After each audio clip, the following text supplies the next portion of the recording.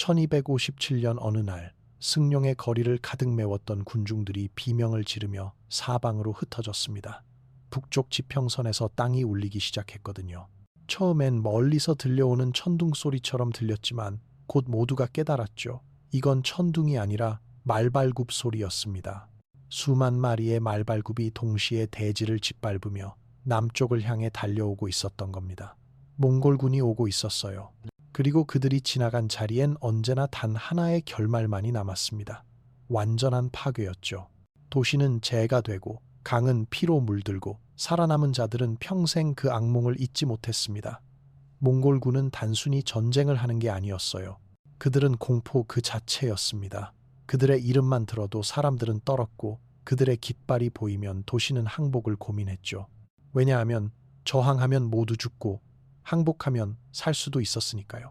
13세기 중반 유라시아 대륙은 역사상 그 어느 때보다도 거대한 공포 속에 떨고 있었습니다. 알렉산더 대왕 이후 1000년이 넘는 시간 동안 서쪽에서 동쪽으로, 유럽에서 아시아로 향하는 정복의 물결만이 존재했죠. 로마가 그랬고 비잔틴이 그랬고 십자군이 그랬습니다. 서양이 동양을 정복하려 했고 동양은 언제나 방어하는 입장이었어요. 하지만 13세기 역사의 방향이 완전히 뒤집혔습니다. 이번엔 동쪽에서 서쪽으로 아시아가 세계를 집어삼키기 시작한 겁니다. 그 중심엔 몽골 제국이 있었어요. 칭기즈칸이라는 한 남자가 초원의 부족들을 통일하고 그 힘으로 세계를 정복하기 시작했죠.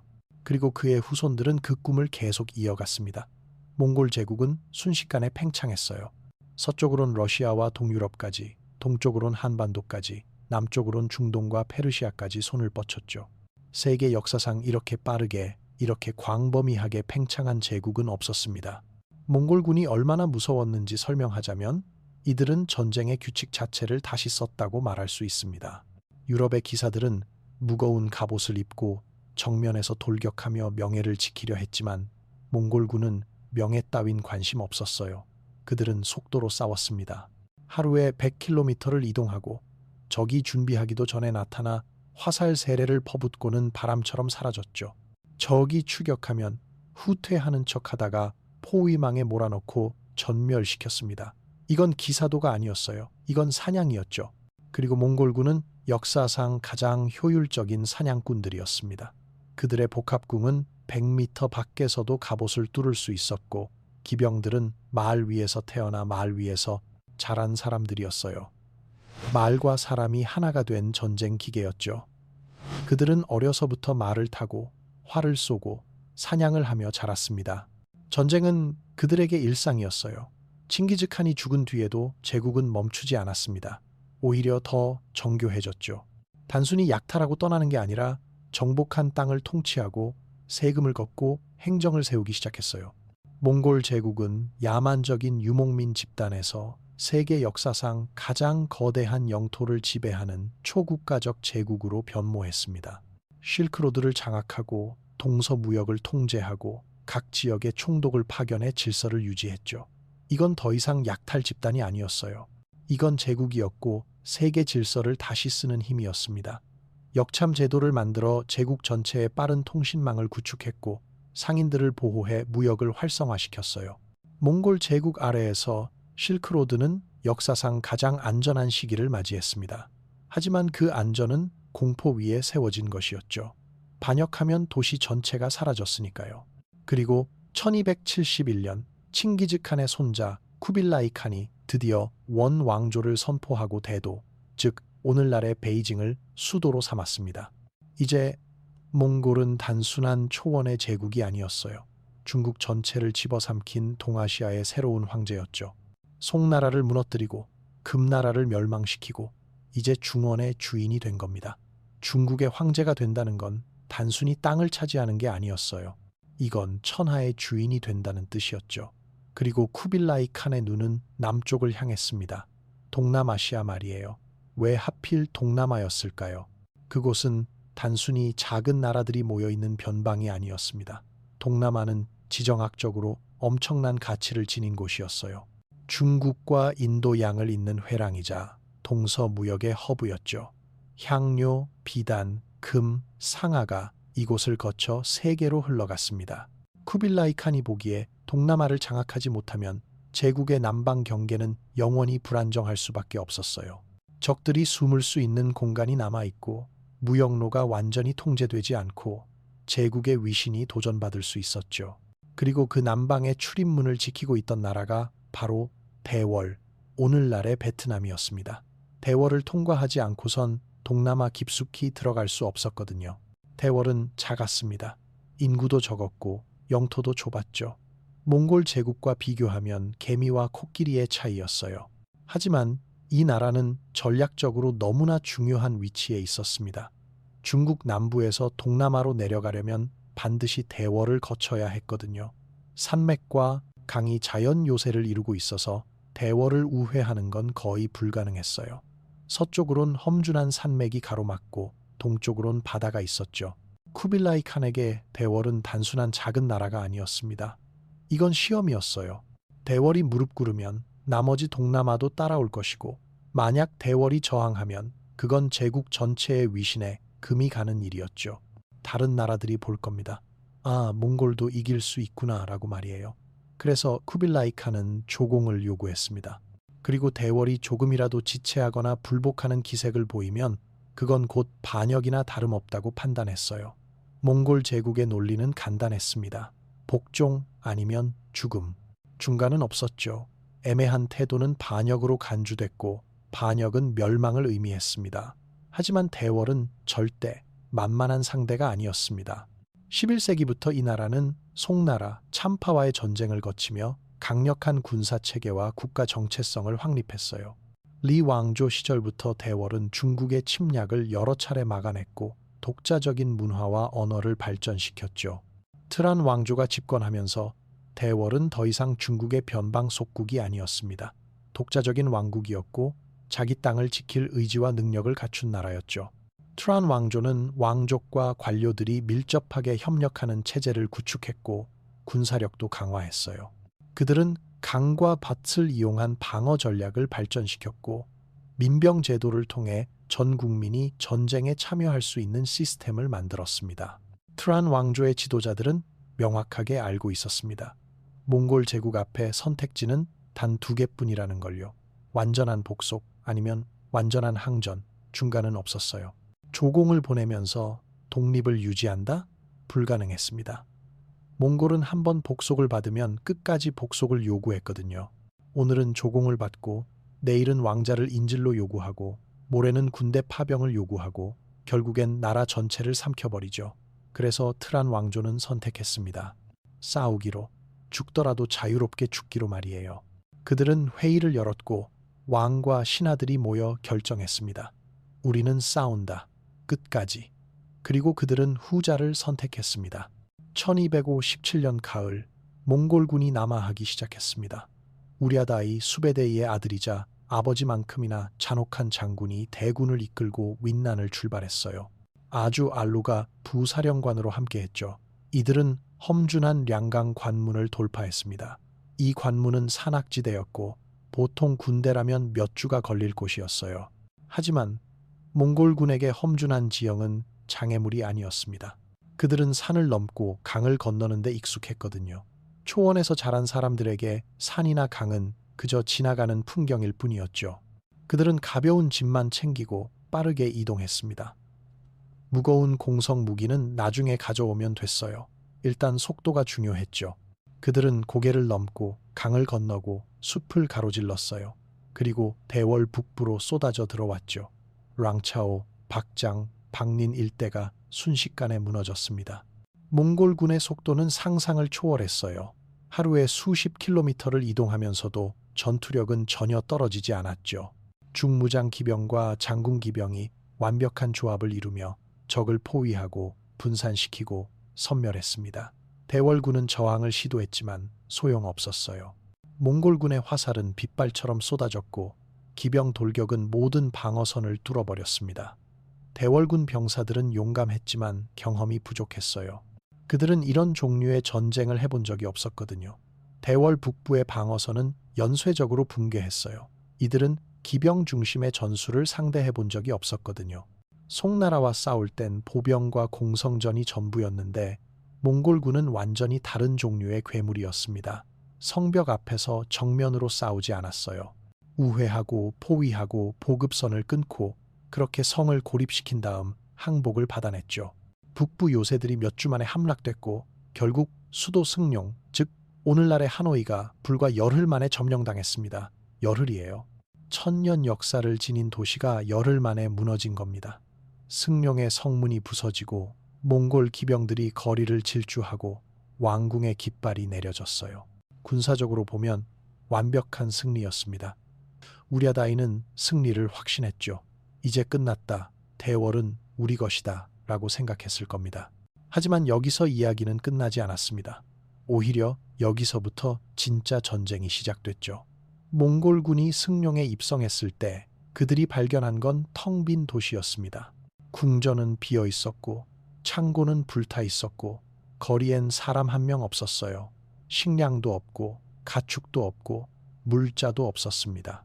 황금도 은도 보석도 없었어요. 심지어 물조차 오염돼 있었습니다. 우물에 독을 풀거나 시체를 던져 넣은 거죠. 트란 왕조는 수도를 버렸습니다. 아니, 정확히 말하면 수도를 무기로 만들었죠. 그들은 몽골군이 오기 전에 모든 것을 철수시켰습니다. 식량은 남쪽으로 옮기고 곡창은 직접 불태우고 교량은 파괴하고 나루는 봉쇄했어요. 시민들은 산과 강 너머로 대피했고 군대는 북부 산악지대와 습지로 흩어졌습니다. 몽골군에게 남은 건 돌과 재뿐이었죠. 그들은 승리의 상징인 왕좌에 앉았지만 그건 의미 없는 왕좌였습니다. 통치할 백성도 약탈할 재산도 없었으니까요. 승룡은 유령 도시가 됐어요. 이게 트란 왕조의 전략이었습니다. 정면으로 싸우지 않는 것, 적이 원하는 결전을 절대 허락하지 않는 것, 대신 적을 지치게 만들고 굶주리게 만들고 미치게 만드는 것. 트란 흥다오, 후에 국민 영웅이 되는 이 장군은 이미 이때부터 게릴라 전술의 거미줄을 짜기 시작했습니다. 그는 명확히 알고 있었어요. 우리는 몽골군보다 약하다. 하지만 이건 우리 땅이고 우리는 이 땅을 누구보다 잘 안다. 강이 어디로 흐르는지, 우이 어디 있는지, 어느 길이 숨기 좋은지 이걸 이용하면 이길 수 있다고 말이죠. 북부 산악지대, 강가, 습지 곳곳에 소규모 부대를 배치하고 그들은 몽골군을 끊임없이 괴롭혔어요. 새벽에 기습하고 해질녘에 다시 나타나고 밤에는 보급선을 끊었습니다. 몽골군은 적이 어디 있는지조차 알 수 없었어요. 숲에서 화살이 날아오고 강에서 작은 배들이 나타나 창을 던지고 사라졌죠. 민간인들도 네트워크처럼 움직이며 대월군에게 은신처와 식량과 정보를 제공했습니다.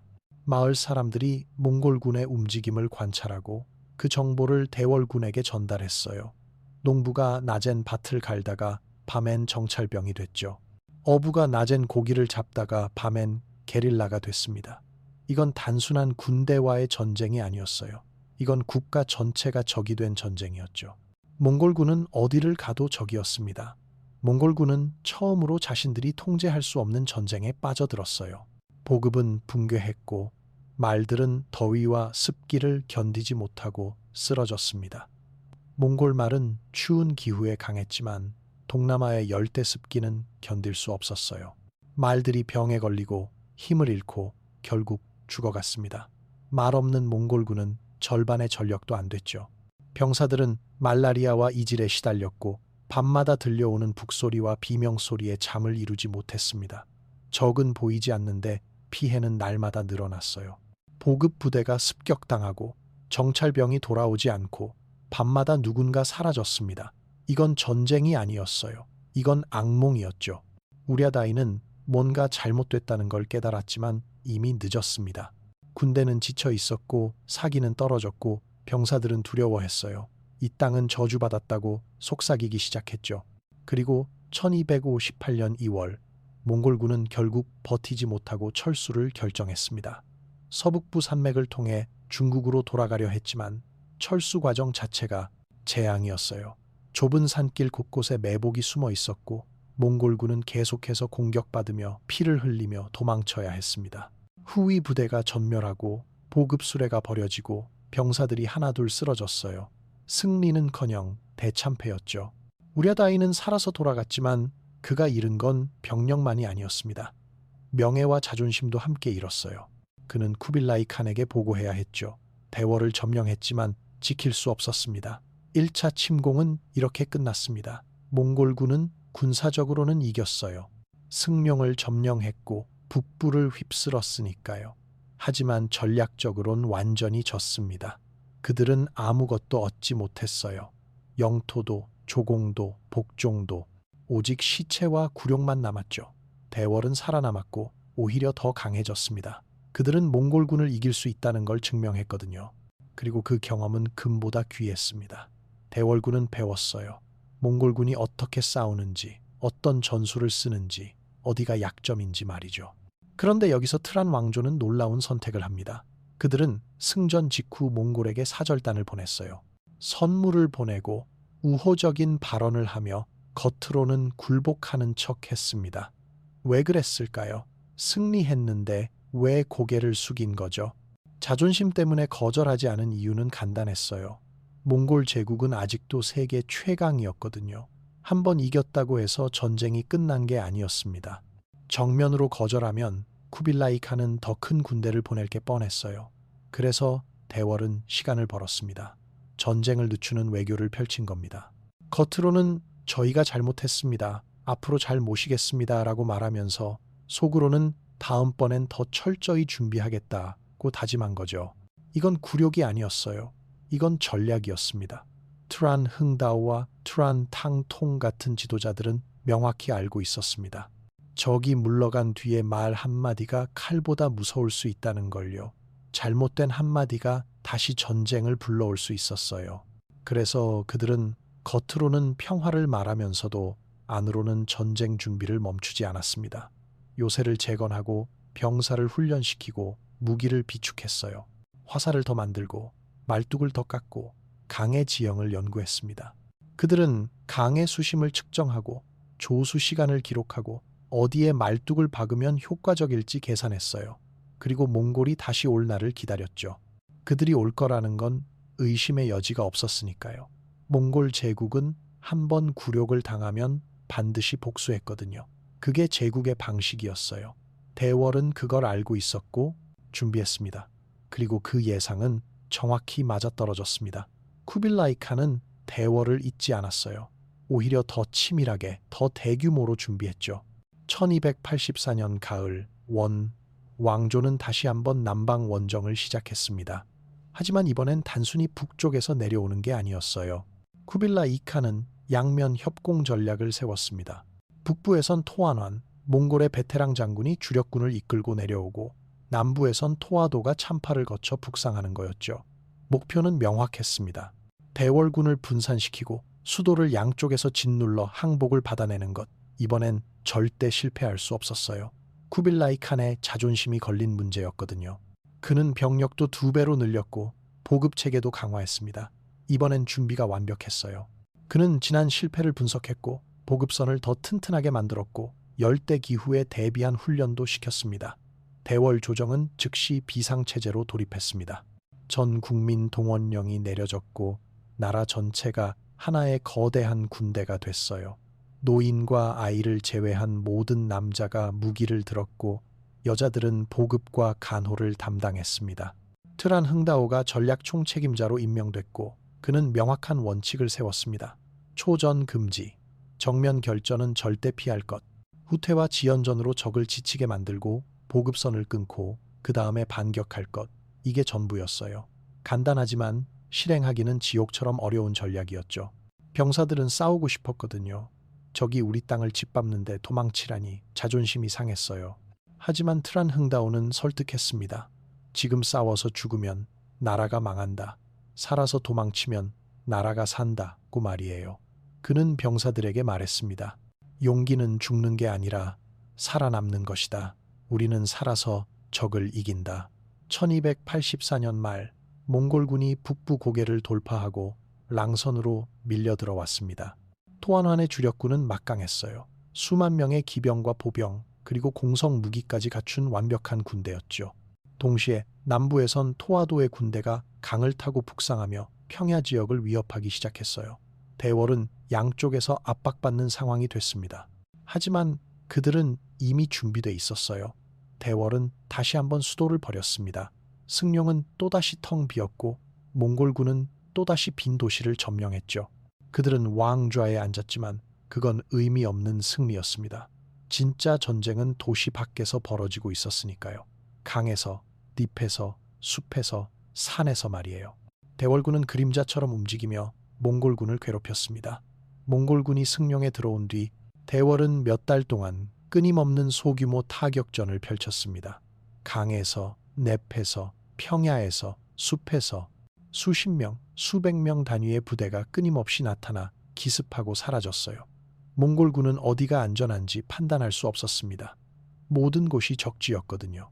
아침에 강을 건너려 하면 화살이 날아왔고, 저녁에 캠프를 세우려 하면 습격이 있었고, 밤에 잠을 자려 하면 불화살이 떨어졌습니다.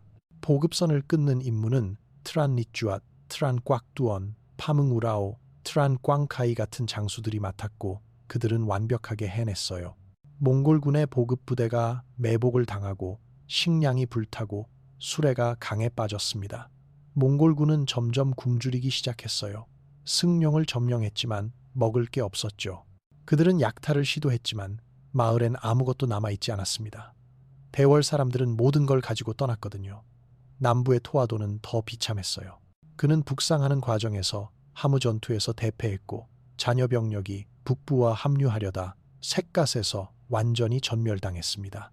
남부군은 사라진 거예요.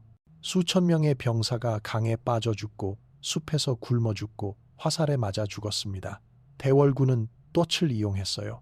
몽골군을 메스로 유인한 다음 빠져나가지 못하게 만들고 화살로 쓰러뜨렸죠.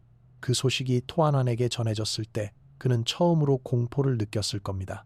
자신이 완전히 고립됐다는 걸 깨달았으니까요. 남부군은 없고 보급선은 끊기고 주변엔 적군이었어요. 그는 이제 혼자였습니다. 1285년 6월 대월군은 드디어 총공격을 감행했습니다. 남부, 북서부, 북동부에서 동시에 승룡으로 진격했어요. 트란 흥다오는 완벽한 타이밍을 잡았습니다. 몽골군이 가장 약해진 순간, 가장 굶주린 순간, 가장 사기가 떨어진 순간을 노린 거죠. 몽골군은 혼란에 빠졌고 방어선은 무너졌습니다. 수도는 탈환됐고 이건 단순한 영토 회복이 아니었어요. 이건 전쟁의 주도권이 완전히 뒤바뀐 순간이었죠.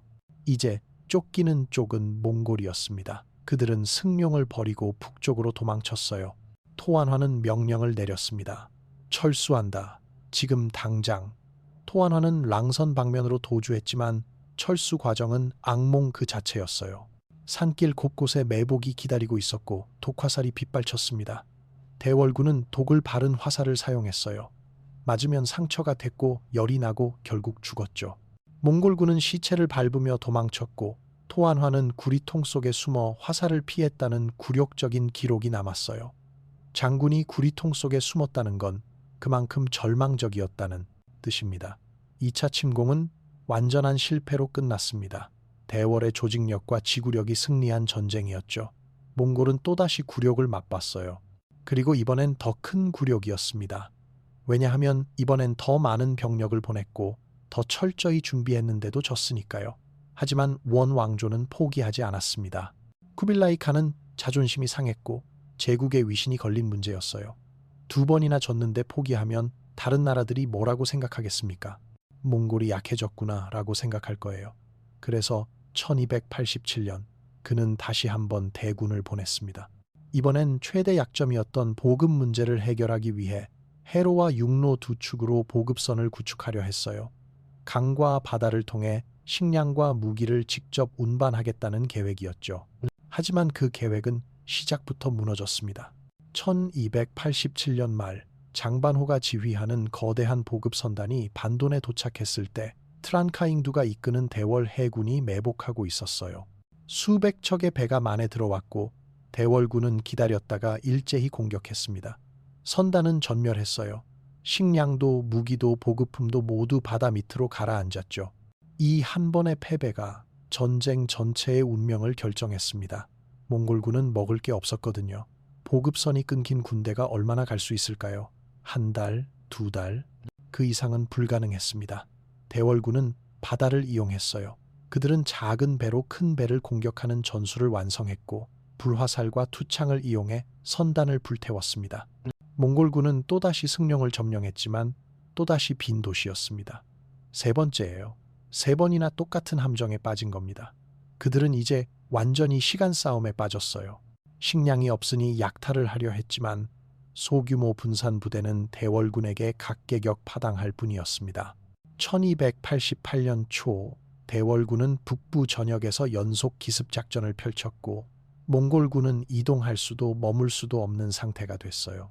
트란 흥다오는 전쟁을 완벽하게 관리하고 있었습니다. 각 지역 장수에게 명확한 임무를 부여하고 남부, 서부, 중앙 방어선을 연결해 몽골군을 포위망 안에 가뒀죠. 몽골군은 덫에 걸린 짐승처럼 발버둥 쳤지만 빠져나갈 수 없었어요. 몽골군의 전략은 완전히 막혔고 그들은 철수를 준비하기 시작했습니다. 보급선을 잃은 이상 장기전은 불가능했으니까요. 그들은 하록만을 통해 바다로 빠져나가려 했어요. 그리고 바로 그때 역사상 가장 극적인 전투가 펼쳐집니다. 1288년 봄, 원해군은 하록만으로 빠져나가 북쪽으로 귀환하려 했습니다. 루옥동과 즈엉 경로를 따라 바흐단강을 통과하는 게 유일한 탈출로였어요. 트란 흥다오는 이미 그들이 올 걸 알고 있었습니다. 그리고 그는 역사상 가장 치밀한 함정을 준비했죠. 수개월 동안 대월군은 강바닥에 말뚝을 박았어요. 밤마다 몰래 강에 들어가 말뚝을 박고 낮에는 숨어 있었습니다. 이 작업은 고된 일이었어요. 물속에서 무거운 말뚝을 박는 건 쉬운 일이 아니었죠. 하지만 그들은 해냈습니다. 나라를 위해서라면 뭐든 할 수 있었으니까요. 바흐단강 일대 강바닥 곳곳에 거대한 말뚝들이 박혔습니다. 수백 개, 아니 수천 개의 말뚝이 부채꼴 형태로 강 전체를 뒤덮었어요. 하지만 이 말뚝들은 보이지 않았습니다. 조수간만의 차를 이용해서 만조대는 물속에 잠기고 썰물대만 수면 위로 드러나도록 계산된 거였죠. 트란 흥다오는 강의 수심, 흐름, 협곡 지형을 완벽하게 분석해서 말뚝 배치 위치를 정했어요. 이건 공학이었고 예술이었고 그리고 죽음의 덫이었습니다. 강 전체가 하나의 거대한 함정이 된 겁니다. 그는 조수 시간을 몇 달 동안 관찰하고 정확한 타이밍을 계산했습니다. 트란 흥다오는 유인 전략을 펼쳤습니다.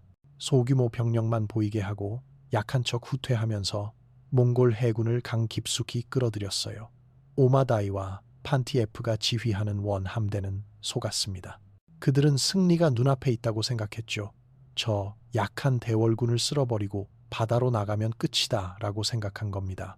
만조 시간대에 강으로 들어왔고 말뚝들은 물속에 잠겨 있었습니다. 함대는 아무 문제 없이 진입했어요. 수백 척의 배가 강으로 들어왔고 병사들은 안도했습니다. 드디어 이 지옥에서 빠져나간다고 생각했죠. 그들은 집으로 돌아갈 생각에 기뻐했어요. 하지만 트란 흥다오는 조수 시간을 완벽하게 계산하고 있었습니다. 함대가 강 한가운데 들어왔을 때 썰물이 시작됐어요. 수위가 내려가기 시작했고 강바닥에서 말뚝들이 서서히 모습을 드러냈습니다. 처음엔 몇 개만 보였지만 곧 수백 개의 뾰족한 창끝이 수면 위로 솟구쳤어요.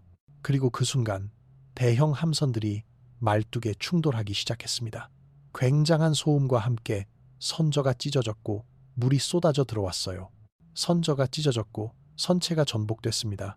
거대한 함선들이 말뚝에 꽂혀 움직이지 못하게 됐고 뒤따르던 배들이 앞에 배와 충돌했어요. 강 전체가 아수라장이 됐습니다. 비명이 울려 퍼졌고 배가 부서지는 소리와 물이 쏟아지는 소리가 천지를 뒤흔들었죠. 병사들이 물에 빠졌고 갑옷을 입은 채로 가라앉았습니다. 헤엄칠 수도 없었어요. 갑옷이 너무 무거웠거든요. 그리고 바로 그 순간 트란 흥다오는 전면 공격 명령을 내렸습니다. 양안에서 대월 소형 기동선들이 쏟아져 나왔어요. 수백 척의 작은 배들이 마치 벌떼처럼 몰려들었고 불화살이 빗발쳤습니다. 투창이 날아갔고 궁사들이 갑판 위에 병사들을 쓰러뜨렸어요. 몽골군은 반격조차 제대로 하지 못했습니다. 배가 움직이지 않았고 말뚝에 꽂힌 채로 그저 표적이 되어 죽어갔죠. 근접전이 벌어졌고 대월 병사들이 배 위로 뛰어올라 적을 쓰러뜨렸습니다. 칼과 창이 부딪히는 소리, 비명, 물이 쏟아지는 소리가 강 전체를 뒤덮었어요. 이건 전투가 아니었습니다. 이건 학살이었죠. 몽골군은 도망칠 곳도 없었어요. 앞으론 말뚝, 뒤론 대월 함대, 좌우론 강둑에서 화살이 날아왔습니다. 강이 피로 물들었어요. 함선 잔해가 물살에 떠내려갔고 시체들이 강을 가득 메웠습니다. 오마다는 생포됐고 판티에프는 전사했으며 아로익은 실종됐어요. 원해군은 완전히 전멸했습니다. 단 한 척의 배도 탈출하지 못했죠. 수백 척의 배와 수만 명의 병사가 바흐단강에서 사라진 겁니다. 강물은 며칠 동안 붉은색이었고 시체가 너무 많아서 강을 건널 수 없을 정도였어요.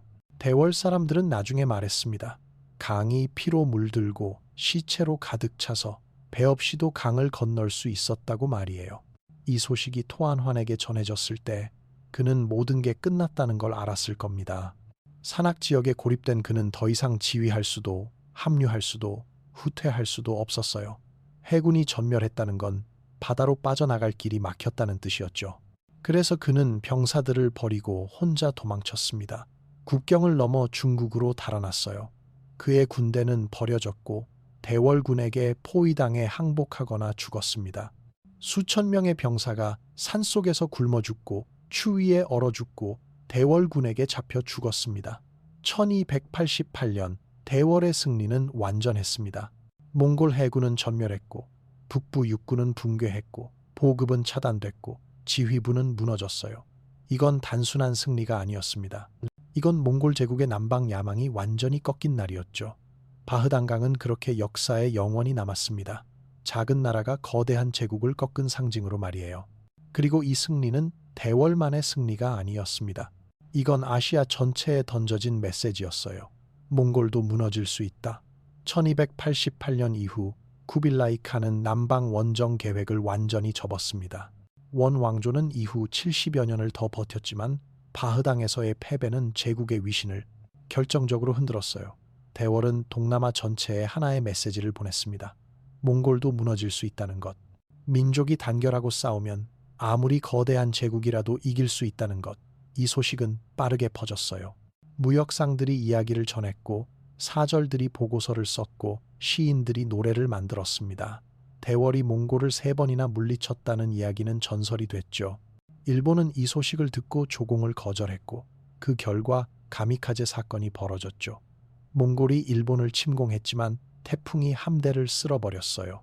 일본 사람들은 이걸 신의 바람이라고 불렀지만 사실 그들이 저항할 수 있었던 이유 중 하나는 대월의 승리였습니다.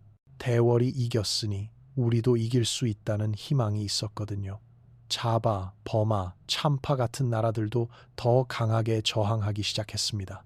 몽골 제국은 여전히 강했지만 이제 무적은 아니었어요. 작은 나라 대월은 13세기 아시아에서 몽골의 3차례 침공을 모두 격퇴한 유일한 국가로 남았어요. 그리고 바흐단강은 영원히 역사 속에 새겨졌습니다. 작은 나라가 거대한 제국을 꺾은 날로 말이에요. 이 이야기가 우리에게 남기는 건 단순한 전쟁 승리의 기록이 아닙니다. 이건 전략, 인내, 그리고 국민 전체가 하나가 됐을 때 무엇이 가능한지를 보여주는 증거예요. 트란 흥다오는 적보다 강하지 않았습니다. 하지만 그는 더 똑똑했고 더 끈질겼고 더 창의적이었죠. 그는 적이 원하는 전쟁을 거부하고 자신이 이길 수 있는 전쟁을 만들어냈습니다. 그리고 그 결과 역사상 가장 강력했던 제국이 무릎을 꿇었어요. 이건 단순히 군사력의 문제가 아니었습니다. 이건 의지의 문제였죠. 트란 왕조는 절대 포기하지 않았어요. 3번의 침공을 견뎌냈고 매번 더 강해졌습니다. 그들은 국민 전체를 하나로 만들었고 모든 사람이 전쟁에 참여했어요. 농부가 정찰병이 되고 어부가 해군이 되고 상인이 보급병이 됐습니다. 이건 단순한 군대의 전쟁이 아니었어요. 이건 국가 전체의 전쟁이었죠. 만약 이 영상이 흥미로웠다면 좋아요 버튼을 눌러주세요. 구독을 하시면 앞으로 이런 깊이 있는 역사 이야기를 계속 만나보실 수 있습니다. 멤버십에 가입하시면 채널을 후원하실 수 있을 뿐 아니라 신작 영상을 일반 공개보다 먼저 시청하실 수 있어요. 새로운 영상이 나올 때마다 가장 먼저 알림을 받고 다른 사람들보다 먼저 역사의 비밀을 만나보세요. 그리고 댓글로 여러분의 생각을 남겨주세요. 이 전쟁에 대해 어떻게 생각하시는지 혹은 다음에 다뤘으면 하는 역사 주제가 있다면 알려주시면 정말 감사하겠습니다. 여러분의 의견 하나하나가 채널을 만들어가는데 큰 힘이 됩니다. 다음 영상에서 또 뵙겠습니다.